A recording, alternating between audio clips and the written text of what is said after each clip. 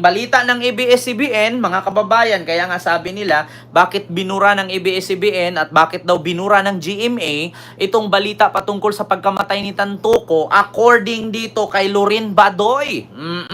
Bakit daw binura? Kasi nga daw, mga kababayan, sabi ng mga DDS, kaya daw binura ng GMA kasi sangkot daw di umano ang kanilang GMA executive na si Annette Gozon. Nandoon din daw nakiparty-party habang namatay itong si Rastans, no? Paulo Tantoco, no? Isa sa anak sa may-ari ng Rastans. Nako.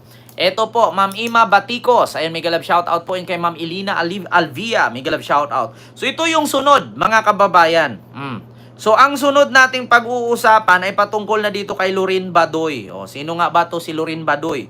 Sa mga hindi po nakakaalam, ito po yung isa sa mga news anchor ng SMNI, no? Ito po yung nagalit sa mga pulis nung pinasok ni General Torre itong itong KOGC, no, na simbahan ni Kibuloy nung hinuli si Kibuloy, no, sa SMNI, Ma'am Delia Rosario, at sa si Risa Force. At ito din po si Lorin Badoy, isa din po ito sa nakasuhan, no, ni Atom Araulio, no, dahil sa pagre-red tag niya kay Atom Araulio. Ayan, Ma'am Dixie Samson, may galab shout out po. Sa mga hindi po nakakaalam, no, hanapin ko lang po dito. Si Lorin Badoy po ay isa po sa wait lang ha, mga kababayan. Mr. President, nasabi ko lang po sa inyo to, no? Wait lang ha, mga kababayan. Sa mga hindi po nakakaalam, hanapin ko lang po. Mayor pa po kayo. Si Lorin Badoy. Lorin. Nako po, mga kababayan. Posibleng makasuhan nga ito, no? Lorin Badoy. Autumn Araulio. Araulio. Alam nyo, sa mga hindi po nakakaalam, Journalist Atom Araulio wins a civil suit against his Red Daggers, SMNI hosts Lorraine Badoy and Jeffrey Celis. A Quezon City court orders Badoy and Celis to pay Araulio 2 million pesos in damages and lawyers' fees to compensate for the red tagging and its impact. Araulio says, quote, "This case opens up a legal option for anyone who has been a victim of red tagging and harmful disinformation, particularly journalists. It is not okay to be attacked or harassed simply for doing our jobs." The case is a game changer because it is the first known application of a Supreme Court ruling issued in May that classified red tagging as a threat to one's constitutional right to life, liberty, and security. In Judge Dolly Rose Prado's 27-page decision, she took the SC's definition, concluding that Badoy and Celis deliberately sought to discredit and inflict harm on Araulio.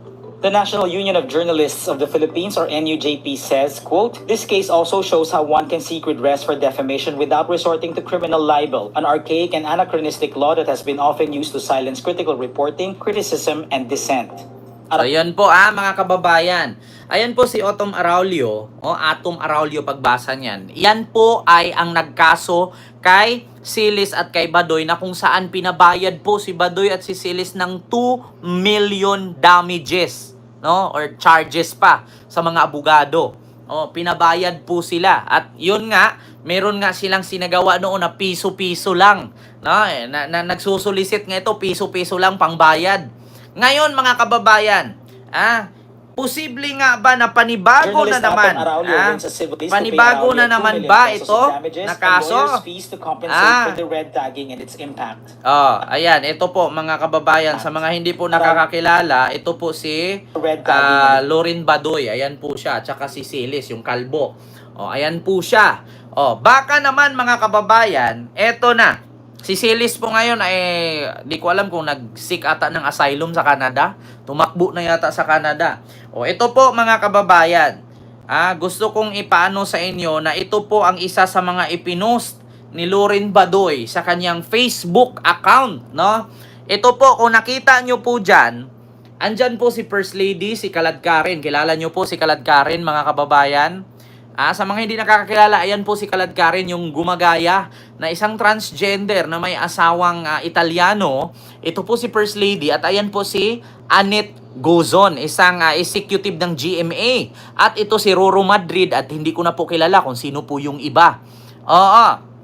So ngayon, mga kababayan, kung nakita nyo po dyan si Annette Gozon, First Lady Kaladkarin, Roro Madrid, at iba pang mga panauhin dyan, ay ang sabi ni dito, ayan o, GMA Executive Anit Gozon partying with Lisa Marcos on the days Paulo Tantucos died of cocaine overdose. Is this the reason GMA took down their articles? Kaya isa daw ba sa rason na bakit binura daw ng GMA News ang kanilang article sa kanilang news kasi daw madadawit daw itong si Anit Gozon? Isa daw yan. Ngayon mga kababayan, lumabas na nga ang balita na altered lang kay Tiglao or gawa-gawa ni Tiglao itong balita na pagkadawit ni First Lady. At ngayon, ang sabi pa nitong Vice President Sara Duterte supporters post ng kanyang page ay isa ba daw sa rason na kung bakit binura ng GMA News ang kanilang balita dahil daw madadawit si Anit Gozon. At bukod dyan mga kababayan, ito pa. Bukod sa sinabi yan na kaya daw binura kasi madadawit, ito pa yung sunod mga kababayan. Mismo sa post yan, no, ni Baduy, no, ni Lorin Baduy. Wait lang ha mga kababayan kasi nag-ano pa dito tayo sa isa nating according dito mga kababayan, no, according dito kay Lorin Baduy, mga kababayan, ayan po. Ito po ang post ni Lorin Baduy, mga kababayan. Posible nga ba na si Lorin Baduy ay makakasuhan din ni Anit Gozon ng GMA Executive? Naku po, mga kababayan. Ito po, GMA Executive Anit Gozon partying with Lisa Marcos on the day Paulo Tantucos died of a cocaine overdose. Is this the reason GMA took down their article about Tantucos' death possibly by homicide? I hate when society has sacred cows. It's so kaka. Absolutely. My inner peasant, complete with pitchfork. Start preparing the grill for some steak to barbecue. That night in Bel Air Palaha. So ayan po ay pinost ni Loren Badi o kumbaga Badoy. Ayan po ang kanyang pinost na kaya daw tinook down, no? Ito po'y galing kay Coach Jarrett. Kaya daw po'y tinook down ng GMA. Na ang kanilang balita kasi takot daw ang GMA na madamay si Anit Gozon na isang executive, no? GMA executive. So, nako mga kababayan, pagkakatapos lang, siguro hindi pa nga siguro tapos ni Lorin Badoy ang kanyang kaso kay Otom Araulio, yung tinatawag nilang 2 million damages and charges, di ba? Madadagdagan na naman ba siguro? Alam nyo, sa totoo lang mga kababayan, like po tayo. Ma'am Gracious Gray, salamat po, at sa Sirisa Force. Sa totoo lang mga kababayan, ito po nagbunga na po, no? Rumisulta na po at nagresulta na ang ka-fake newsan ni Sara Duterte. Si Sara Duterte po ang unang nagpakalat dito, mga kababayan, at bago ito, nabisto itong si Roberto Tiglao, no, na nagpapakalat. Ito po ha, sa mga hindi po nakakapanood nung sinabi ni Sara yan, hanapin po natin.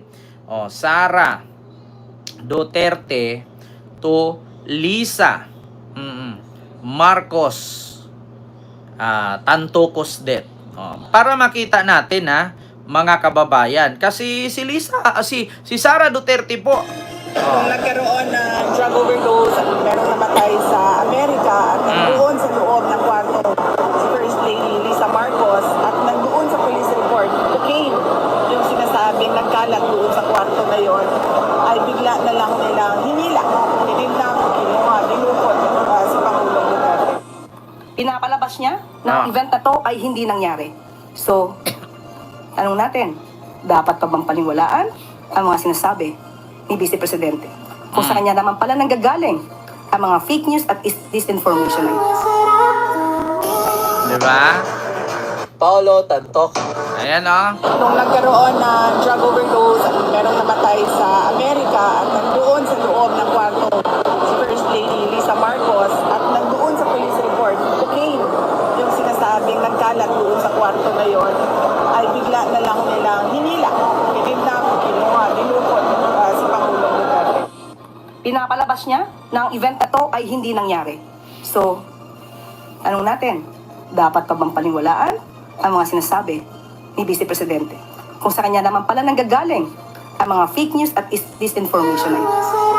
So yun po mga kababayan, wag po kayong basta-basta maniwala, lalong-lalo na sa gobyerno ngayon mga kababayan isa sa pinakamataas o pangalawang pangulo ng ating bansa, source of fake news. No? So, ngayon mga kababayan, bago pa man nalaman na itong balita ni Roberto Tiglao na altered news, no, or peke or gawa-gawa, no, na balita ng galing sa Beverly Hills Police Department, ay nauna na po si Sarang nagsalita na matay daw si Tantoco, nandun daw si Lisa, tapos may mga nagkakalat daw doon ng mga cocaine. Si Sara po ay nauna. Huwag nyo pong baliktarin mga kababayan, mas nauna po si Sarang nagsalita niyan bago nalaman itong si Tiglao. Ngayon lang po kasi napatunayan ng Malacanang na si Tiglao ay altered news ang kanyang pagkagawa. Pero si Sara po ang nauna. Si Sara po ang naunang naglabas niyan. Nagpa-interview pa siya niyan. Mismo lumabas sa bunganga niya. Yan, dahil sa kapik news ni Sara, marami pong mga panauhin, marami pong mga artista ang nadadawit at nadadamay. Naku po, mga kababayan, kung ako dito, magpa-file ako ng charges dito. Oo, syempre nakakaladkad yung pangalan ko. O katulad nito ni Lorin Badoy. Oo, sabi niya, kaya daw binura ng GMA News ang kanilang balita dahil ba natatakot na madamay itong si Anit Guzon, no, na isang GMA executive dahil sa pagkamatay ni Paulo Tantoco na nagkakaresulta ng cocaine overdose dahil daw kay Lisa Marcos at nagpa-party-party daw kasama nila. Nako po, mga kababayan, good luck na lang, Lorin Badoy. Good luck na lang sa'yo. At bukod dyan, mga kababayan, eto na.